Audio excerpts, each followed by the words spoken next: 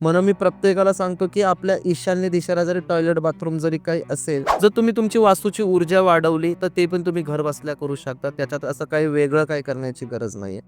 तुम्हाला मी 2-3 उपाय देणार आहेत किंवा 2-3 गोष्टी अशा सांगतो, की त्याच्याने वास्तूची तर ऊर्जा वाढतेच. पण वास्तूबरोबर त्या घरातल्या जे काही आजारपण आहे, जे काही ताणतणाव आहे, हे ताणतणाव सुद्धा आपले बऱ्यापैकी कमी होतात. म्हणून ज्याही लोकांचे पाय दुखतात, ज्याही लोकांचे सांधिवात आहे, आमवात आहे, तर वनस्पती शास्त्रामध्ये गुगुळ सांगितलेलं आहे. नर्मदा परिक्रमामध्ये अनेक साधू संतांच्या इथे ते एकाक्ष नारळ असतात. आपल्याला काय वाटतं बाबा हे काही तांत्रिक मांत्रिक आहे का? पण असं नसतं. वनस्पती शास्त्र हे खरं-खुरं एक आयुर्वेदाच्या पुढचं अजून एक शास्त्र आहे. एखादं शॉप असेल किंवा बिझनेसची जागा आहे, ऑफिस आहे, तर मग तिथं कोणते वनस्पती असले पाहिजे? समुद्र मंथनाच्या वेळेस हिरडा उत्पन्न झालेला आहे.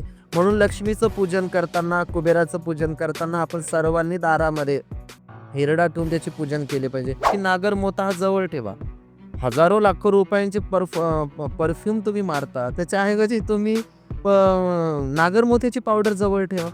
शततारका 100 चांदण्यांचा प्रभाव या वनस्पतीमध्ये असतो. मग आपण वास्तूमध्ये नवीन निर्मिती करण्यासाठी ज्यावेळेस आपण पाया खणतो, त्यावेळेस काही वनस्पती शास्त्र आपण तिथे ठेवू शकतो. याची खूप सुंदर एक व्याख्या केली त्याच्यामध्ये आहे, भारतीय शेतकरी हा अध्यात्माबरोबरच प्रगत पण आहे.